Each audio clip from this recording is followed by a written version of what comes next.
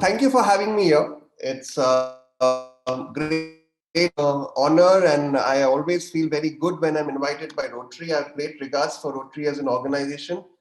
And when Dr. Kotbagi invited for this session, I immediately said yes. One, because I have great regards for Rotary, and second is I have great regards for Dr. Kotbagi himself. I like the work all of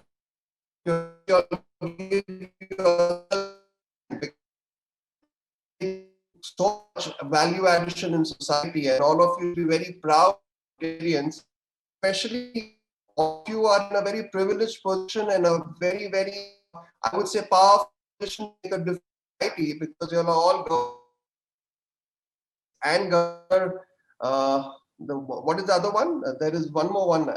You all are, some are nominees and some are elects, right? So first of all, big hand. I salute you all for your involvement in Rotary and all the time that you give to Rotary, because I know the tremendous impact you make to people. Now, my friends, remember this.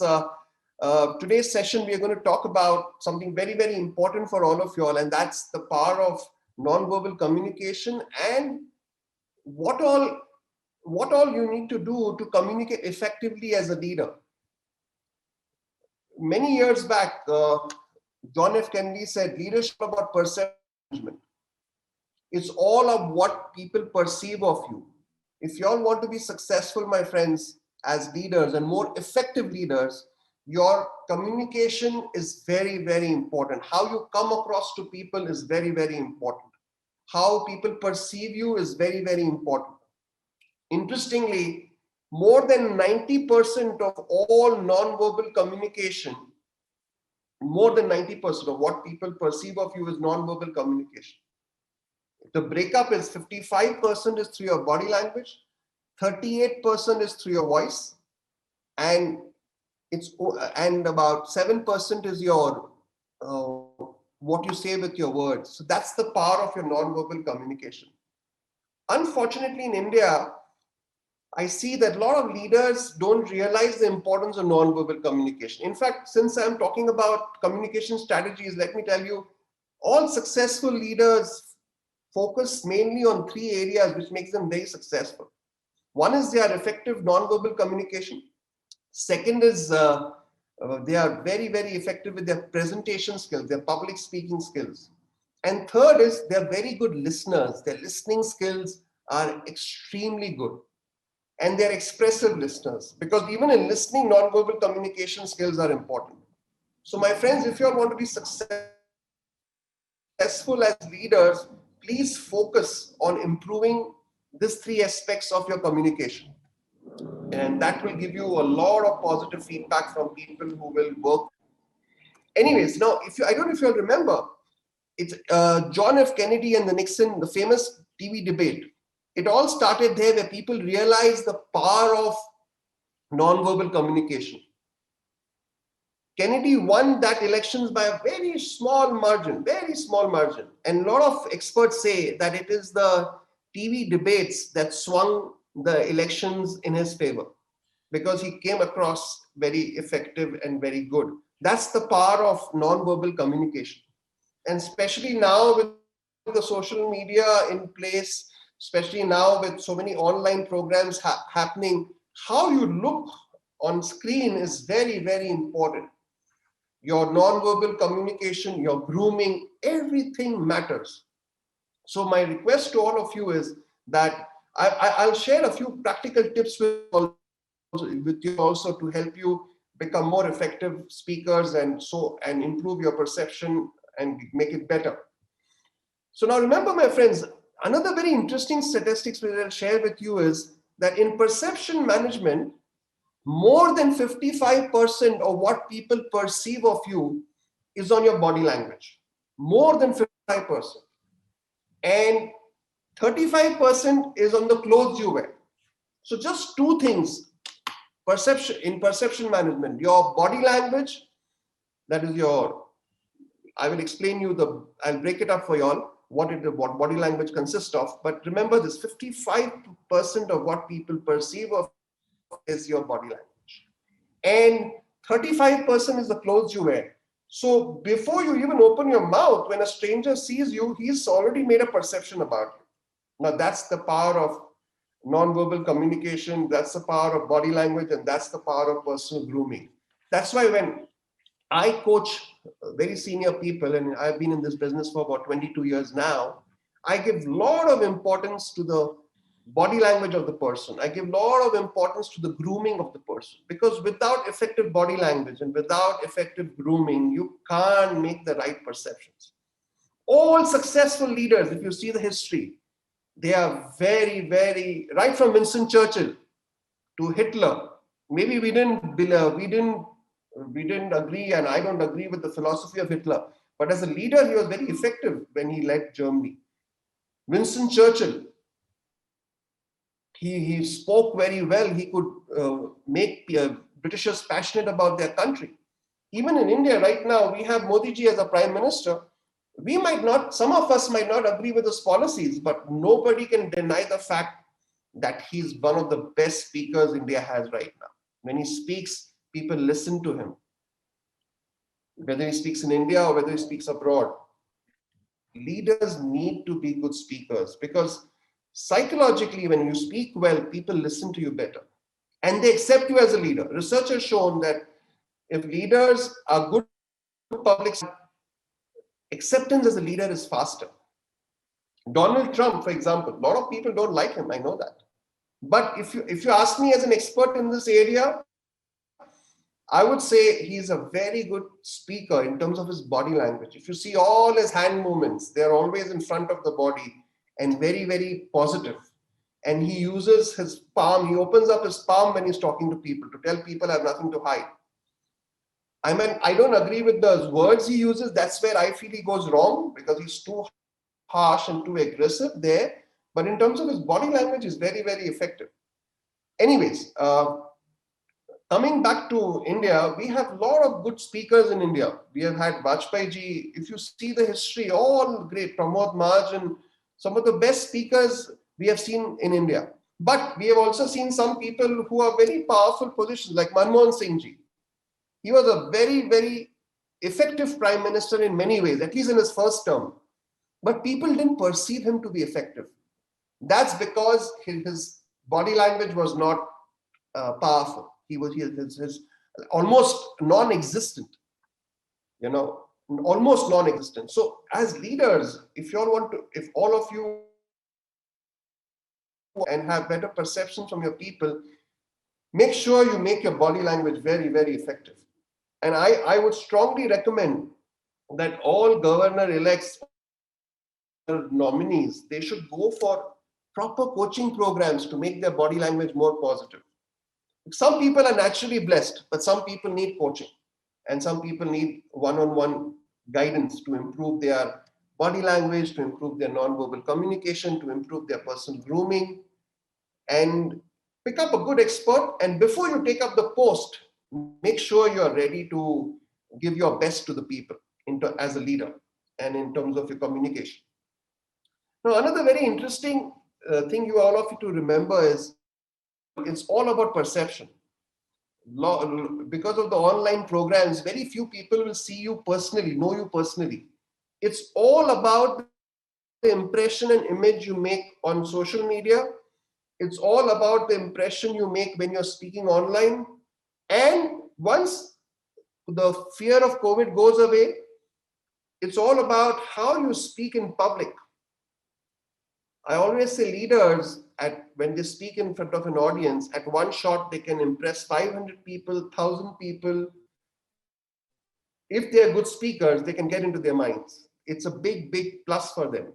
So for having to become an effective speaker, first focus on your body language. I'll give a clarity about body language. In body language, there are three major components. One is your gestures, is the way you move your hands. Very, very important.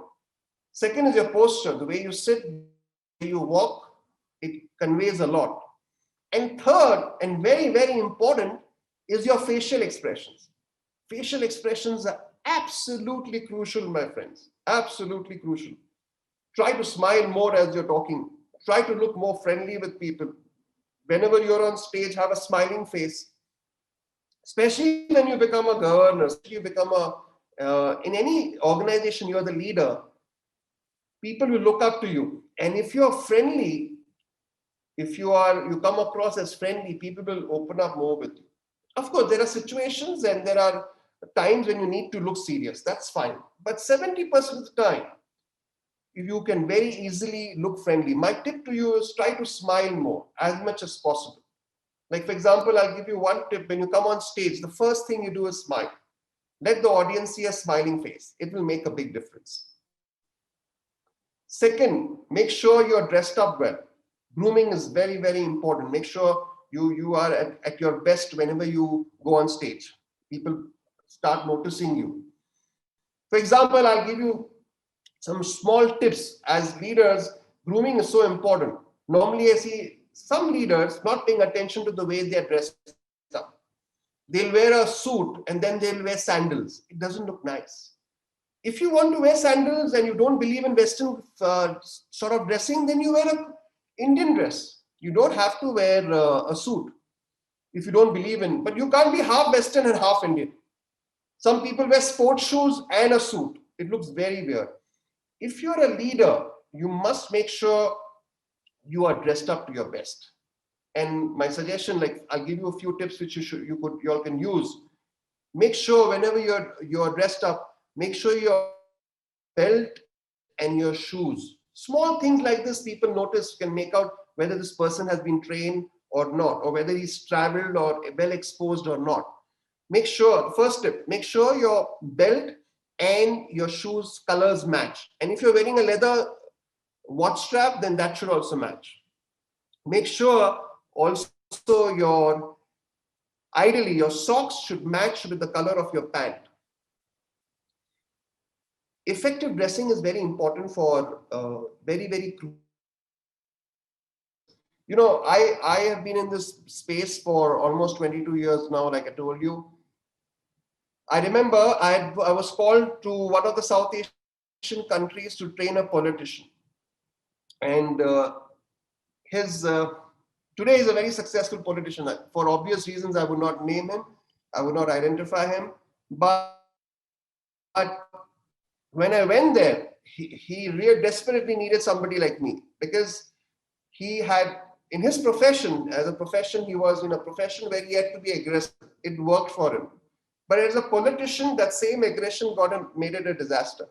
So first of all, I requested him and we worked with him to help him smile more consciously. I asked him, please smile more, and we worked on him to make sure he smiles more. Second, he never wore socks for some weird reason. He wore shoes and a suit, but no socks. So I said, first thing is you socks. So there's a lot of small fine tuning we had to do. We did some dummy press conferences for him. And every time somebody threw aggressive question or a difficult question, he tended to get aggressive in the answer.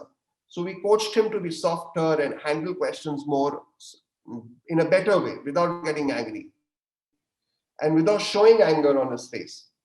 So now, world over, politicians are realizing, leaders are realizing the importance of this, where you are looked at by an expert under a microscope, and whatever your small things are, you're fine-tuned. See, because when you go higher up, everybody's watching you with a microscope. Even a small mistake becomes big.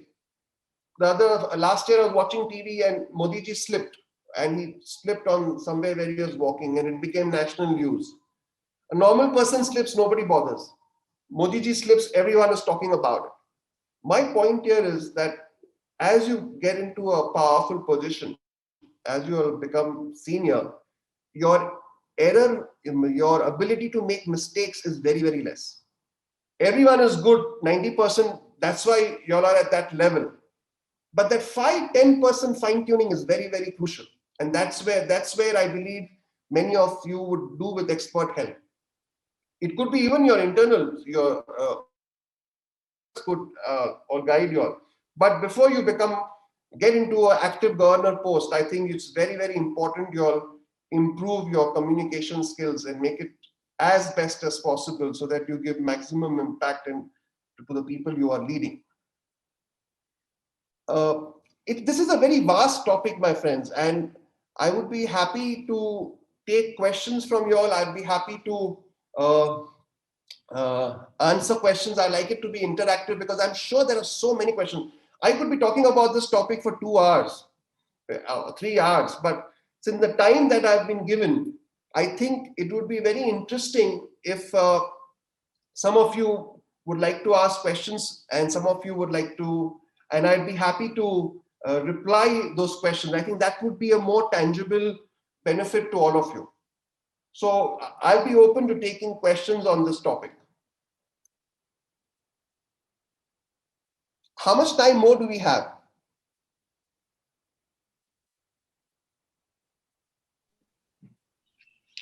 Minu, we have this virtual platform, so it's only one way right now.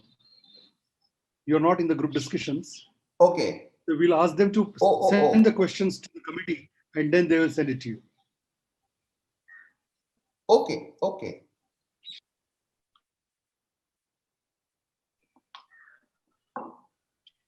So maybe you can have your concluding remarks and some last tips before we exit from here. Sure, sure. So, will I be answering the questions now? Will you be giving me the questions now? No, not now. Oh, I thought it's a live. There'll be interaction.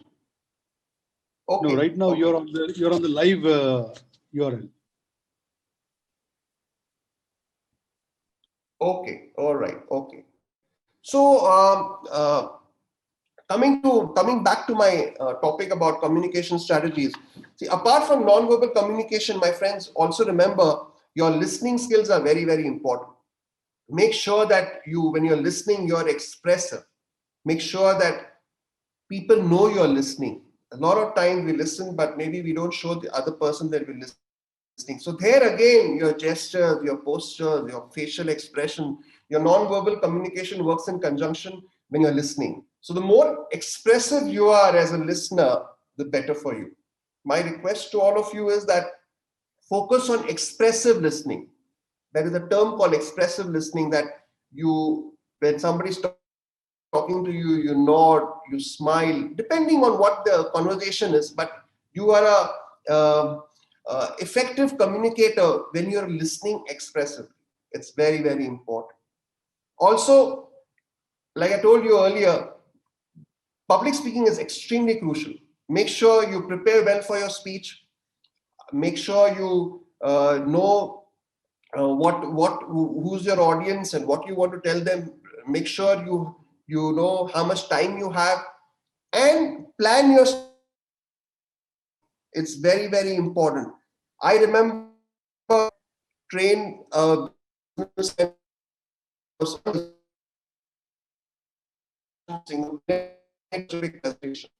he called me from Singapore to thank me because we had planned everything, like what he will wear, what he will start with, what he will say, what jokes he will use, what stories he will use. Everything was planned, and we had also anticipated certain questions, what people will ask, and he was ready with the answers.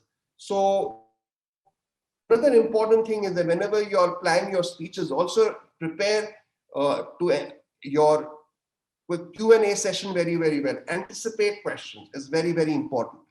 So if all of you would like to be better communicators, focus on these 3 things: the non-verbal communication, your listening skills, especially expressive listening, and most important, your public speaking skills. If these 3 things are sorted out well, I think many of you will find it that your leadership is much more appreciated and people will respond much better to you.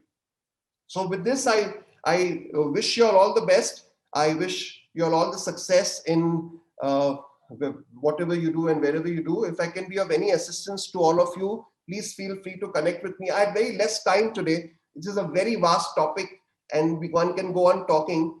But I would be happy to maybe we have a session where for a longer duration where I could give you all more inputs on this particular topic. And I was hoping we'll do a Q&A, but I guess for this particular format to be so, I would end my short session here, and I wish you all the best and all the success in whatever you all do in Rotary. Thank you.